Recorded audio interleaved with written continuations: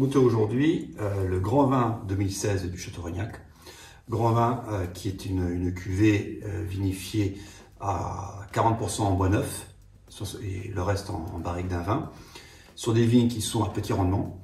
Alors 2016 est un millésime très particulier puisque c'est un millésime qui a été extrêmement compliqué jusqu'au début du mois d'août et qui, à partir du mois d'août, s'est complètement libéré au niveau des conditions climatiques, qui nous a permis de faire un millésime qui est extrêmement réputé sur Bordeaux, avec un très beau millésime de garde, et qui, par les conditions difficiles de début de saison, a gardé énormément de fraîcheur.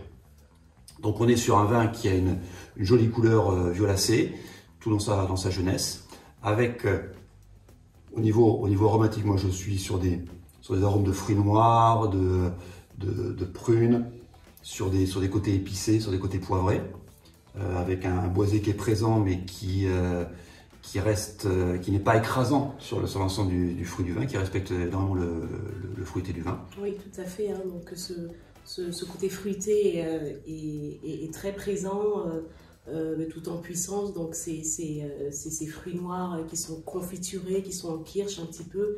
Donc il y a beaucoup de gourmandise au nez. Ouais. Sur la bouche, on a une belle acidité, une belle fraîcheur, avec qui tire la bouche vers l'avant et qui amène vers un milieu de bouche qui est charnu, gras. Je trouve que les tanins sont présents, mais ils sont quand même très soyeux. Oui, ils commencent bien déjà à s'intégrer. Voilà, il n'y a pas de côté anguleux, il n'y a pas de... On sent le bois qui est présent et qui progressivement se fond et s'harmonise avec ces tanins du raisin. Et on a une belle longueur qui tire le vin. On n'a pas une fin rapide, c'est-à-dire c'est vraiment montant comme vin.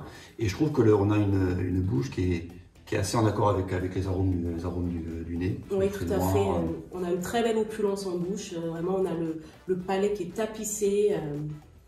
Et il y a un bel équilibre, une belle fraîcheur, une belle buvabilité. Voilà. Après, au niveau accord mets et vin, donc moi, je sais pas, je suis plutôt sur des viandes rouges. Sur des grillades, choses comme ça, je sais pas si... Oui, alors il peut aller avec des choses classiques, un magret de canard, ou alors il peut très bien aller aussi avec de la caille rôtie, par exemple. Donc la caille, c'est bien délicat, et le fait que ce soit rôti, ça va bien répondre à cette opulence-là qu'on a en bouche. Donc voilà, donc c'est un vin qui peut dès à présent être dégusté, qui est très accessible. C'est un millésime de garde, donc qui peut aussi être attendu dans le temps.